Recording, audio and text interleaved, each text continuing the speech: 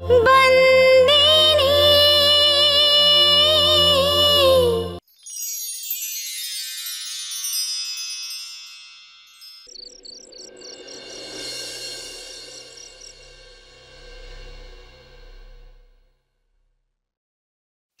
এলেন আপনার ছেলেকে খাবার?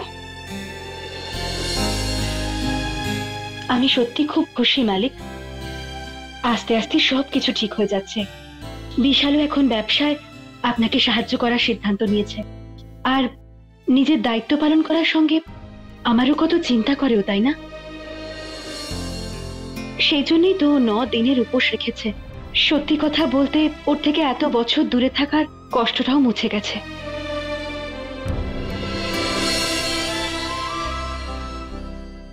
কি হলো মালিক, আপনি কিছু বলছেন না কেন? আপনি খুশি হননি?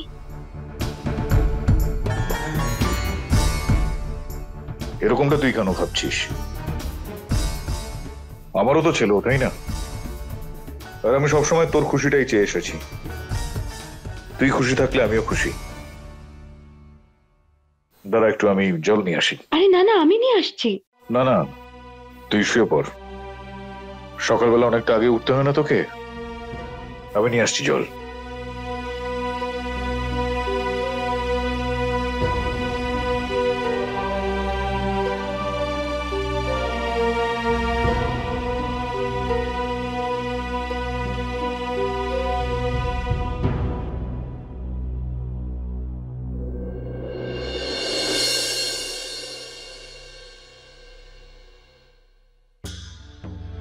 বাবা, কি ভাবছো তুমি?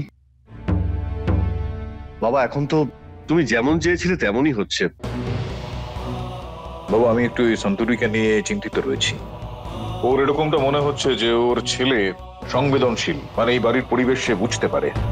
যখন ও আসল কথাটা জানতে পারবে যে সত্যিটা আসলে কি, তখন বেচারি ভেঙে পড়বে একদম। আমি এই কথাটাই বারবার ভেবে যাচ্ছি যে যখন ও জানতে পারবে যে এই ছেলেটা, যাকে ও সংবেদনশীল বলে ভাবছে, সে এই পরিবারটাকে ভেঙে দিতে চায়, সে ওকে এবং আমাকে আলাদা করে দেওয়ার জন্য প্রস্তুত হচ্ছে, তখন ওর মনের অবস্থাটা কি হবে বলতো? আমি যেটা করছি সেটার পরিণতি হতে পারে 2 রকমের। প্রথম সম্ভাবনা হলো যে বিশালও নিজের ভুলটা বুঝে নিজেকে শুধরে নেবে একদিন। যদি এরকমটা হয় তাহলে সেটা ভালোই। কিন্তু দ্বিতীয় সম্ভাবনা হলো যে সন্তু একদিন বিশালের আসল উদ্দেশ্যটা ধরে ফেলবে। যদি সেরকমটা হয় তাহলে খুবই চিন্তার বিষয় সেটা। এত বড় একটা আঘাত ও সহ্য করতে পারবে কি পারবে না।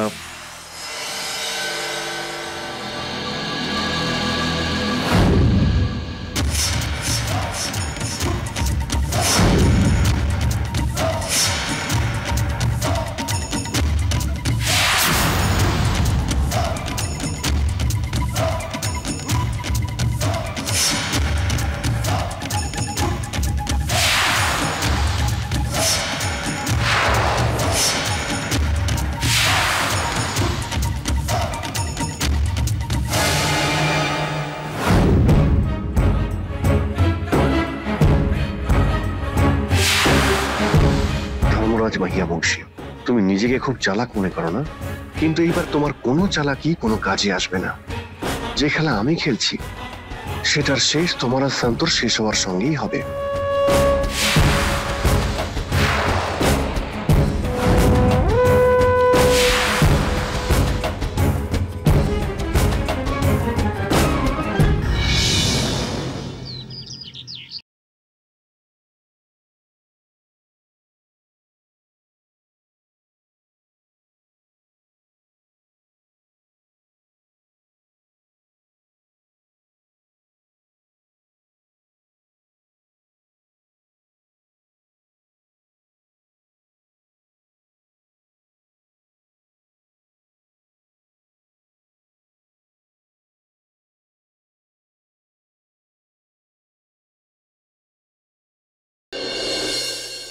বিক্রম,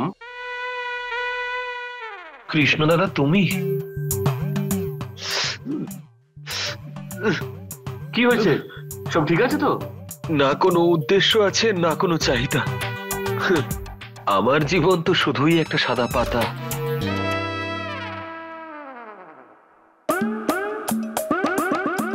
নাটক, প্রোটিন শেক খাচ্ছিস, আর ড্রামাটা দেখো। দুদিন জিমে যায়নি, এটাই কি কম কিছু? অ্যাটলিস্ট এটা তো খেতে দাও। তুমি বলছো প্রোটিন শেক খাওয়া ছেড়ে দিতে, ওরা বলছে জীবন ছেড়ে দিতে। একদিন আসবে যখন সবাই বলবে বডি বিল্ডিং ছেড়ে দাও। চল এবারই নাটক ছাড় আর নিচে চ আমার সঙ্গে, সবাই ব্রেকফাস্টে তোর জন্য ওয়েট করছে। যখন আমার মনটাই ভেঙে গেছে তখন আর খাবার খেয়ে কি হবে? কে ভেঙেছে তোর মন? ঠাম্মি, উনি ঋষভ দাদা আর ত্রিবেণীর বিয়ে দিতে চান।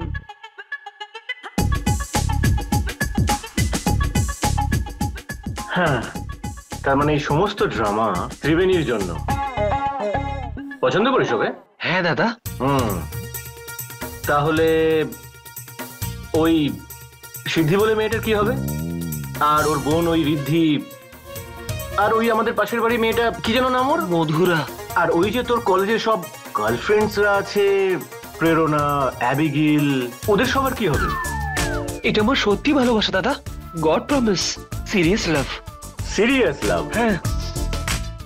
দেখ, যখন সিরিয়াস লাভ হয় না তখন হৃদয়ে জোরে জোরে ধুকপুক করে, ধুকপুক ধুকপুক, আর হৃদয়ে যেন একটা ঘন্টা বাজার মতো হয়। হ্যাঁ, এবার বুঝলাম। তাহলে এই সব কিছু প্রবলেম ঘন্টার জন্য হয়, বাঁচতেই চায় না। বাঁচবে, এবার নিশ্চয়ই বাঁচবে। যেদিন তুই তোর ড্রিম গার্লকে পেয়ে যাবি না, সেই দিন বাঁচবে। কবে পাবো আমার ড্রিম গার্লকে? কবে বাজবে সেই ঘন্টা? খুব তাড়াতাড়ি বাঁচবে। এবার যাওয়া যাক নিচে, খাবার টেবিলে ভাই ঋষভ আর তোর ত্রিবেণী বৌদি অপেক্ষা করে রয়েছে। বৌদি? বিশাল, এই নাও প্রসাদ। দেখি।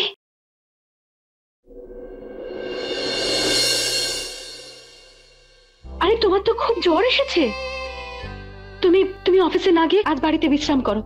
না না মা, আমার শরীরটা একটু খারাপ হয়েছে, আমি ঠিক হয়ে যাব, তুমি চিন্তা করো না। চিন্তা কেন করবো না? তোমার এত জ্বর এসেছে, তোমাকে আর যেতে হবে না। কৃষ্ণ আর ঋষভ আছে তো, ওরা সামলে নেবে। হ্যাঁ, কিন্তু আমার কাজ তো আমাকেই করতে হবে, উনি করতে পারবেন না। বিশাল। এই সন্তরি, হ্যাঁ আমি ভাবছিলাম যে তুই হয়তো এখানেই থাকবি। ভালো হয়েছে মালিক আপনি এসেছেন। দেখুন না এর কত জ্বর এসেছে, তাও অফিস যাবার জেদ করছে ও। ওহো, মা চিন্তা করার কোনো প্রয়োজন নেই, আমি ঠিক হয়ে যাব। একটু ওষুধ খেলে আধ ঘন্টার মধ্যেই আমি সুস্থ হয়ে যাব। মা, বাবা আমার কাঁধে এত বড় একটা দায়িত্ব দিয়েছেন, আর দ্বিতীয় দিনই অফিসে না যেতে পারলে ব্যাপারটা তো খুবই খারাপ হবে। আমাকে কাজ করতেই হবে, তাই না বাবা? হ্যাঁ কথাটা তো একদমই ঠিক বলেছো। তুই একদম মুখের মতন কথা বলছিস, ছাড় না।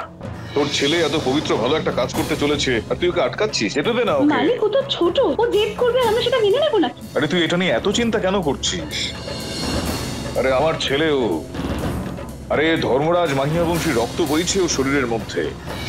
একটু খাটাখাটনি করবে, সঙ্গে সঙ্গে ঠিক হয়ে যাবে শরীর। তুই একদম চিন্তা করিস না এটা নিয়ে। যা বাবা, তুই যা কাজে যা। হ্যাঁ মা, আমাকে যেতে দাও। বাবাও যেন জানতে পারে যে ওনার মাহিয়া বংশী পরিবারের রক্তের কেউ কিছু ঠিক করলে সেটা সে করেই ছাড়ে। ঠিক আছে, যখন তুমি এতই জেদ করছো তখন যাও, কিন্তু হ্যাঁ শরীর যদি বেশি খারাপ লাগে তাহলে বাড়ি ফিরে আসবে কিন্তু, বুঝেছো? হ্যাঁ মা, আমি নিজের খেয়াল রাখবো। আমি কুষ্টিকে বলে দেবো তোমার উপোসের খাবার অফিসে পৌঁছে দিতে। সাবধানে যেও, কেমন? আচ্ছা।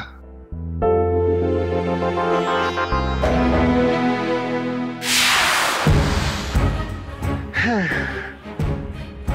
ভাবছো তো যে আমি অফিসে যাওয়ার জন্য এত জেদ কেন করছি? আমি আবার কোনো নাটক করছি না তো। তবে আমার জ্বর তো হয়েছে। অ্যাকচুয়ালি আমি জ্বরটা ইচ্ছে করে এনেছি। ছোটবেলায় যখন আমি স্কুলে যেতে চাইতাম না তখন আমি এই টেকনিকটাই ইউজ করতাম, আর আজকে আমি মায়ের অ্যাটেনশন পাওয়ার জন্য এই টেকনিকের ব্যবহার করেছি। কি করব, আমিও তো মাহিয়া বংশী, আপনারই রক্ত আছে আমার শরীরে, সেই জন্যই সবকিছু আপনার থেকেই পেয়েছি।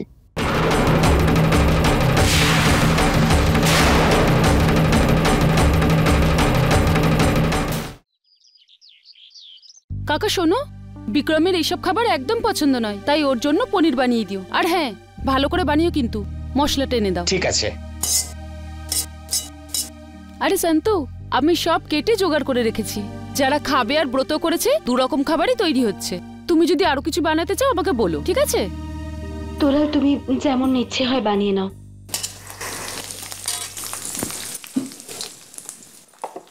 বাহাদুর কাকা, আমাকে চা আর চিনির কৌটোগুলো দাও তো।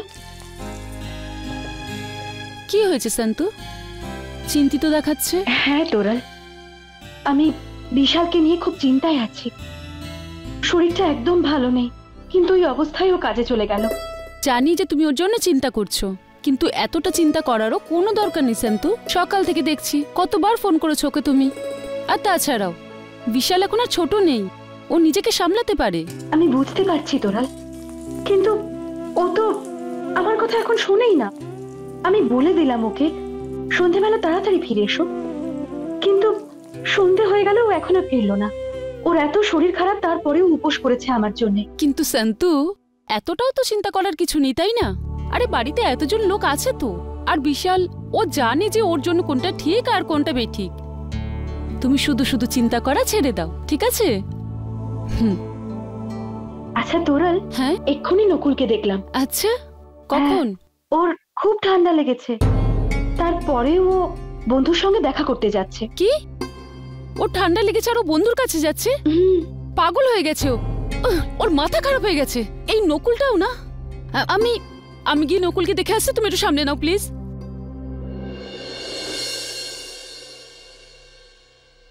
নকুল, কোথায় যাচ্ছিস বাবা?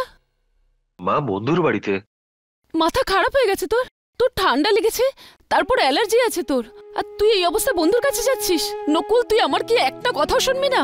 মা, আমি একদম ঠিক আছে, আমার কিছু হয়নি। কিন্তু তোমার কি হয়েছে? তোর ঠান্ডা লাগেনি বাবা? না মা, আমি একদম ঠিক আছি। নকুল, তুমি যাও। থ্যাংক ইউ ঠাম্মি। মা, কিন্তু শান্তু, তুমি যে আমায় বললো ঠান্ডা লেগেছে। মিথ্যে কথা বলেছিলাম আমি। কিছুক্ষণ আগে তুমি আমাকে সান্ত্বনা দিচ্ছিলে না? বুঝলে তোরা, মারা কিন্তু এরকমই হয়। যদি আমাদের সন্তানদের কিছু হয়, আমরা খুব চিন্তায় পড়ে যাই।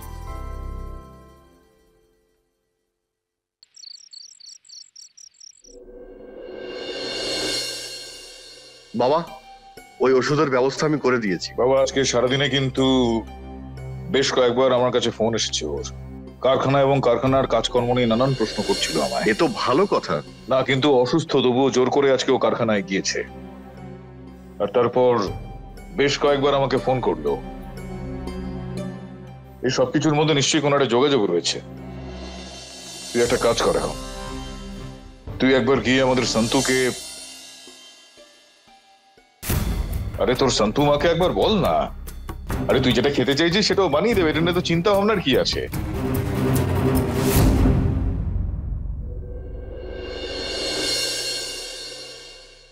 মালিক, বিশাল বাবার শরীর ভীষণ খারাপ। অফিস থেকে ঋষভ বাবা আর কৃষ্ণ বাবা ওনাকে নিয়ে এসেছে। বিশাল, বিশাল, বিশাল!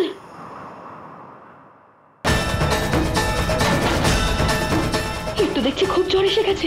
হিতেন্দা, তাড়াতাড়ি ডক্টরকে ফোন করো। ঋষভ, ওকে নিজের ঘরে নিয়ে যাও, সাবধানে।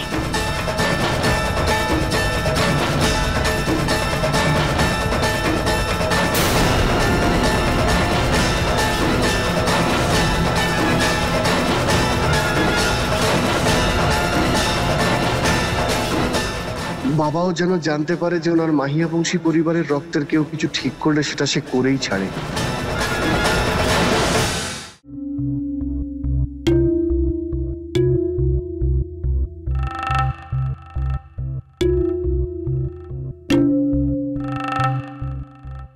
আপনাদের দায়িত্বজ্ঞানহীনতার জন্য এই ছেলেটা মারাও যেতে পারত। 104 জ্বর উঠে গেছে। যদি আমার আসতে আর একটু লেট হতো, তাহলে ওর অবস্থা কিন্তু খুব খারাপ হয়ে যেত। মিস্টার মাহিয়া বংশী, বাচ্চারা তো জেদ করে, কিন্তু মা বাবা হওয়ার কারণে আপনাদের তো কিছু কর্তব্য থাকবে। এত দায়িত্ব জ্ঞান শূন্য কি করে হতে পারেন আপনারা? ওকে কাজেও যেতে দিচ্ছেন? ঠিক আছে, আমি ওকে ওষুধ দিয়েছি, কিছুক্ষণের মধ্যেই ঠিক হয়ে যাবে। একটা কথা বলি, আপনাদের মতো দায়িত্বজ্ঞানহীন মা বাবা আমি আজ অবধি দেখিনি।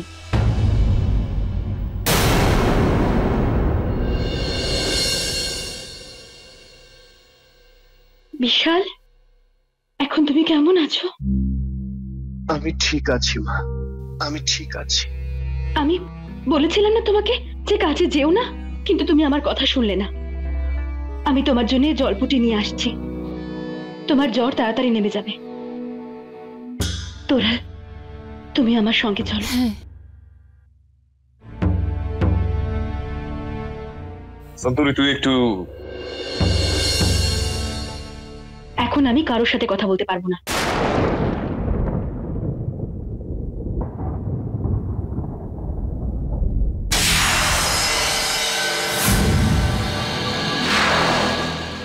কেমন আছেন মিস্টার ধর্মরাজ? চম্পা, কৃষ্ণ যখন ওষুধগুলো নিয়ে আসবে তখন বিশালের ঘরে এসে দিয়ে দিও।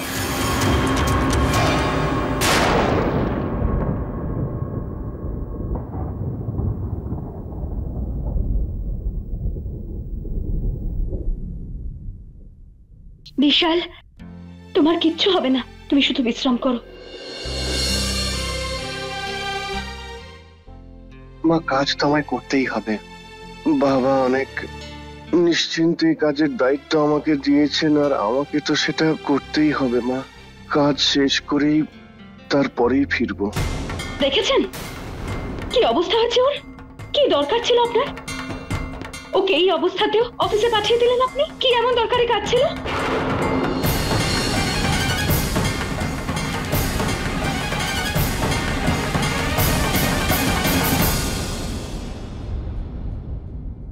বিশাল, আমি তোমাকে বারণ করেছিলাম তো যে আজকে যেও না। তুমিও তো আমার কথা শুনলে না। কাজ বেশি জরুরি না নিজের প্রাণটা? মালকিন, ওষুধ। জ্বরটা কি কমেছে বিশাল বাবার? এর জ্বর তো বেড়েই চলেছে। আমি জিজ্ঞাসা করছিলাম পুজোর দিকটা কে সামলাবে? পুজো তো করতেই হবে। তুমি তোরালকে বলো, ও সব জোগাড় করে দেবে। আমি এখন বিশালের কাছে আছি। ঠিক আছে।